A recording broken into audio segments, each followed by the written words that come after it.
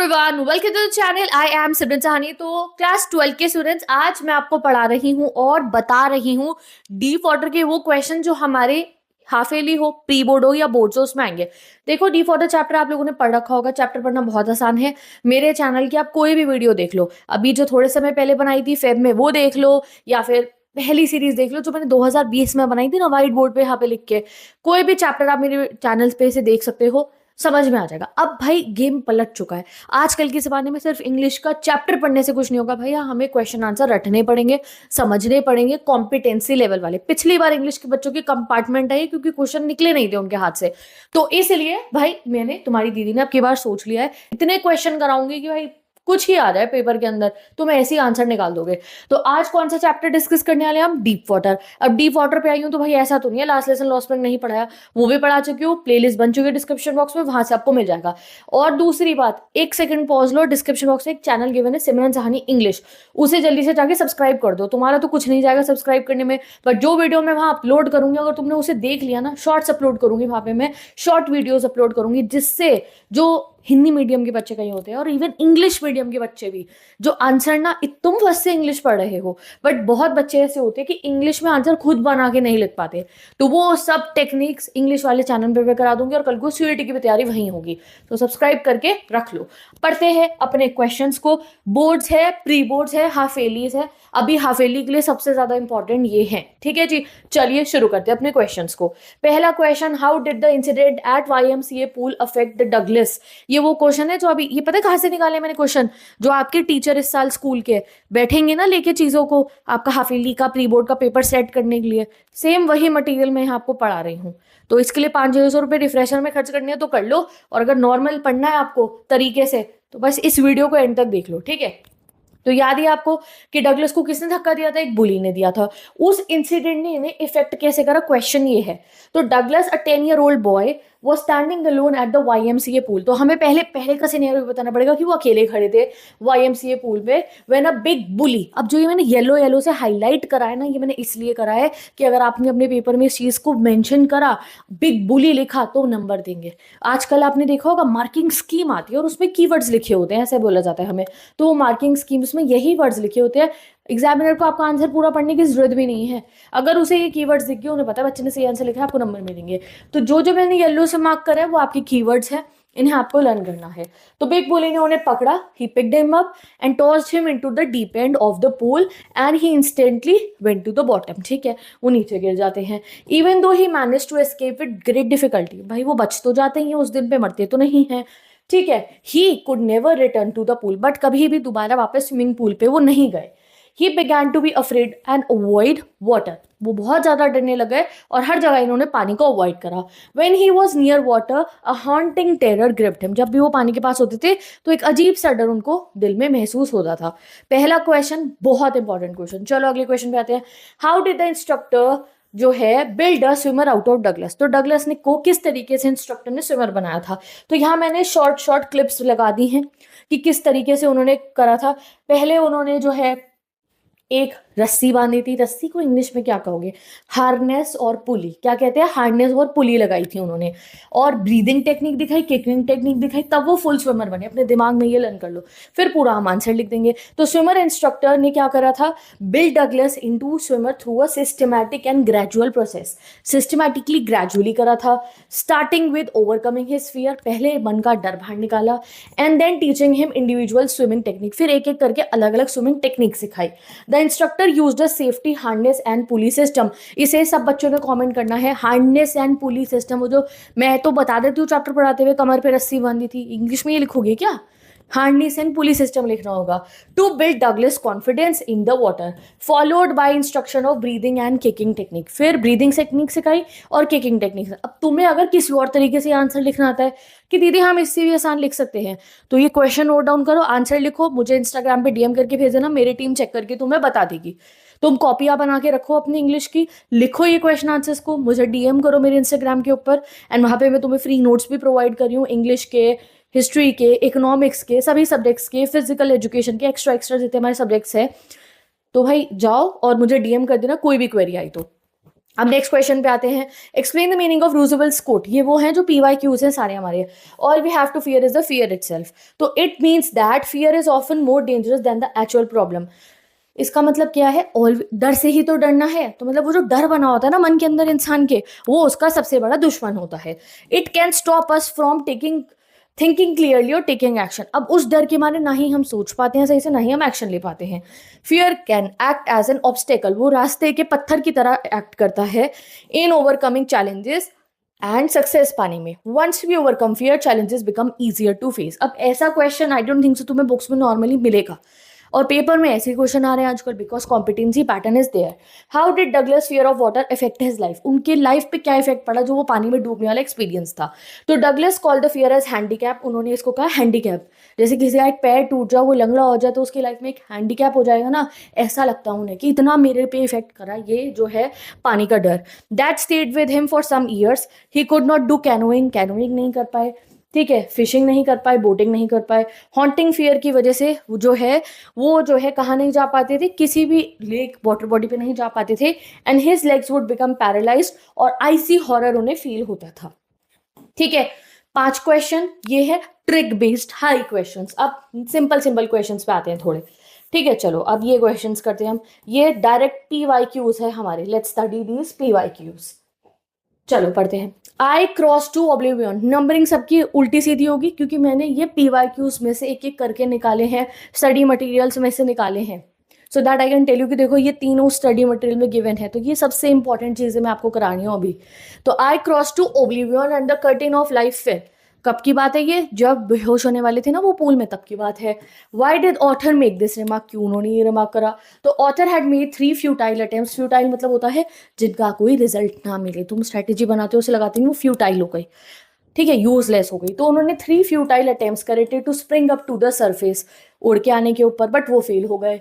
His strength failed, उनकी strength fail हो गई, एंड एनर्जी उनकी एग्जॉस्ट हो गई। He gave up and stopped all his effort. तो जब उन्होंने सोचा ना कि अब मेरे अंदर हिम्मत नहीं और वो बेहोश हो रहे थे, उस सीन को बताना है। माई लेग्स फेल्ट लिम्प, कब कौन कह रहा है ये, डगलस कह रहा है ये, ठीक है। लिम्प हो रहा था, ब्लैकनेस मेरे ब्रेन में हो रही थी जब वो बेहोश हो रहे थे। What does the reader sense about the author की कंडीशन, आपको क्या समझ आ रहा है ऑथर की कंडीशन से।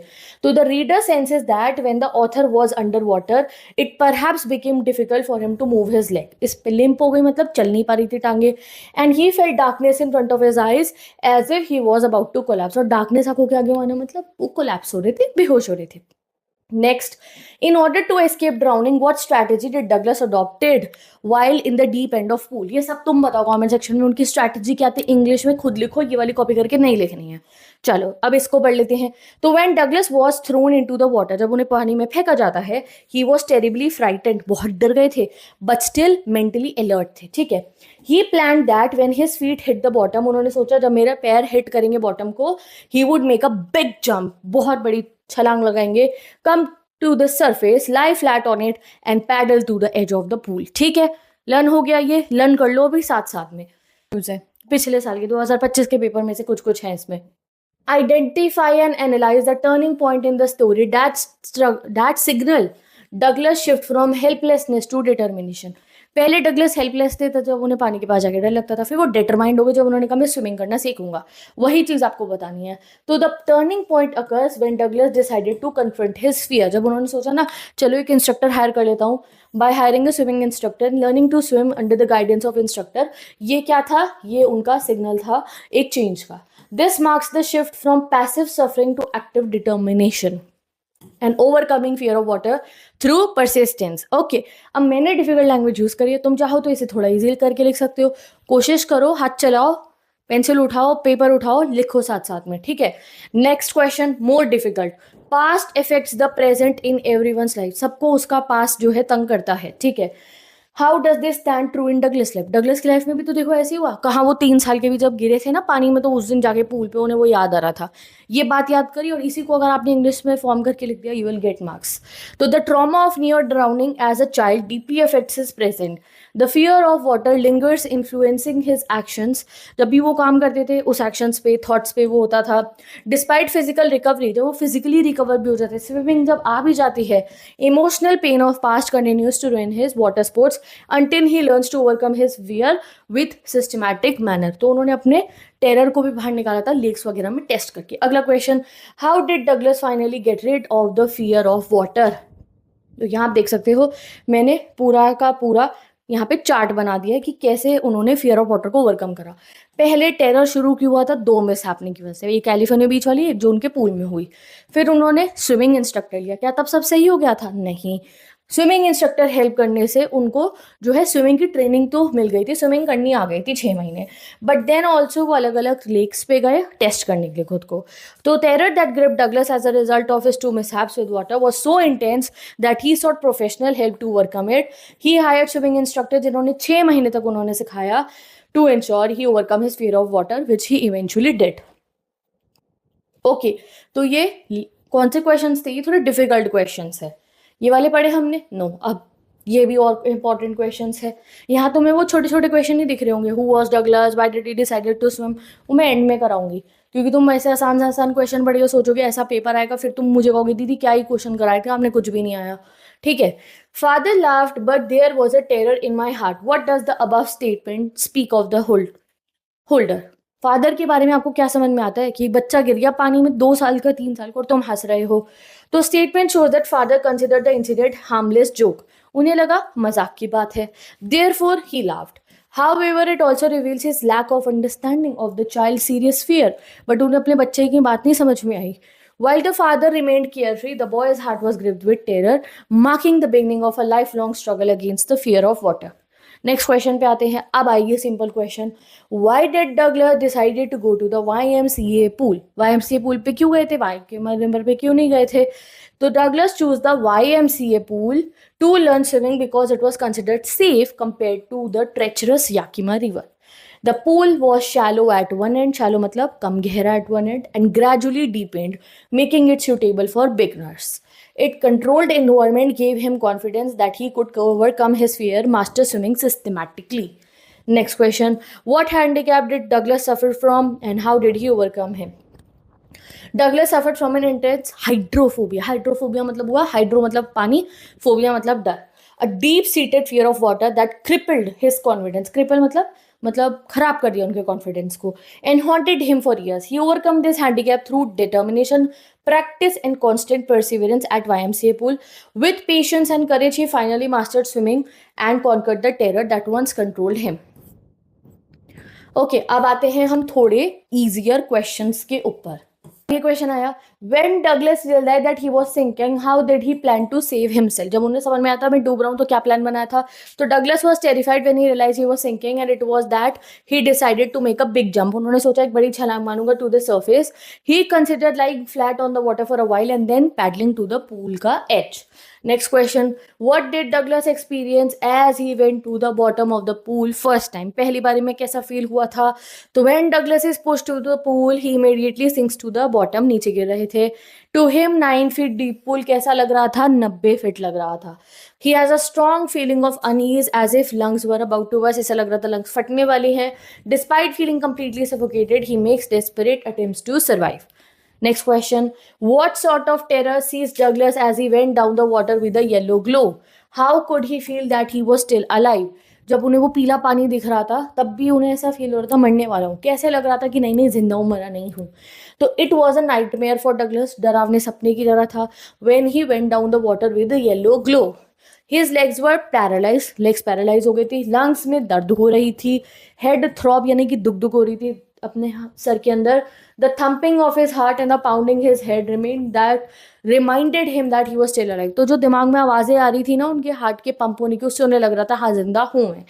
Next question. Why did William Douglas develop aversion to water when he was 3 or 4 years old? तो कैलिफोर्निया बीच का इंसिडेंट बताना है. तो when Douglas was 3 or 4 year old, तो ऐसे मार्क कर देना 3 और 4 को. ये हाईलाइट करते रहोगे, कीवर्ड तो बहुत फायदा है. He developed a phobia of water. He was standing with his father on a beach when a wave swept over him and knocked him down. उन्हें गिरा दिया. He became breathless after being submerged in water. He was terrified and developed lifelong aversion to water. ठीक है जी. चलो अगला question. What misadventure did Douglas experience at YMCA pool? क्या misadventure था? तो Douglas became afraid of water after an incident at YMCA pool in which he was thrown into the deeper end of the pool. तो misadventure क्या था, जो उनको गिरा दिया था ना एक बच्चे ने पूल में, वो चीज को मिस एडवेंचर बोलते हैं। He went down the pool 3 times but never came back up. Though he was eventually saved. Save तो कर लिया गया था उनको. He developed a fear of water. ठीक है जी. His head throbbed, his leg. आगे आप ऐसे बता देना. Next question. अब ये बढ़िया क्वेश्चन है. Why did Douglas went to Lake Wentworth? Lake Wentworth पे वो क्यों गए थे? पार्टी करने गए थे? नहीं. Douglas went to Lake Wentworth in New Hampshire to see. अभी भी उनके दिमाग में डर है या नहीं. He wasn't sure if his fear of water had gone away despite his rigorous swimming practice. Swimming practice अकेले करी तब भी. So he decided to test his swimming abilities at Lake Wentworth. He dove into the lake. Dove मतलब डुबकी मारी. And it wasn't until he would swim across the shore and back that he knew his fear of water was gone. तो जब उन्होंने पूरे island, पूरा वो जो लेक का पूरा एरिया था, जब उसको पूरा पार कर लिया, किनारे तक आए, तब उन्हें यकीन हुआ मेरा डर बाहर निकल गया है. What does Douglas learn from this experience? उन्होंने क्या लर्न करा इससे? तो Douglas was deeply affected by his drowning incident. He became terrified of death. उन्हें मौत से डर लगने लगा. He had felt both sensation of death. उन्होंने डर, मौत के बहुत करीब भी गए हैं और मौत का डर भी उन्होंने झेला है. ठीक है. As a result, his desire to live grew stronger. तो उन्हें अब जिंदा रहने की चाहत और बढ़ गई. He gradually overcome his fear by learning swimming. ठीक है जी. ऑप्शंस का इन्हें भी पढ़ी लेते हैं, थोड़े और आसान है. What misadventure did Douglas experience? वही मिस एडवेंचर पूरा बताना है. ठीक है. Why did Douglas went to the Lake Wentworth? Same question है, रिपीट हुआ है. What did Douglas learn from his experience at YMCA pool? क्या लर्न करा उन्होंने? वही लर्न करा उन्होंने कि आपको जिंदा रहने के लिए क्या क्या करना होता है. अब लास्ट में एक क्वेश्चन और है. Which two frightening experience did Douglas have in water since childhood? तो फ्राइटनिंग एक्सपीरियंस दो हैं. देखो, पहला था कैलिफोर्निया बीच वाला और दूसरा ये YMCA पूल वाला. तो ये शॉर्ट नोट्स में मैंने समझा रखा है. अब अगर आप चाहती हो कि आपको ऐसे क्वेश्चन आंसर्स का PDF मिल जाए तो Instagram ID पे मैं कुछ नोट्स पोस्ट कर. And I'll meet you in the next video.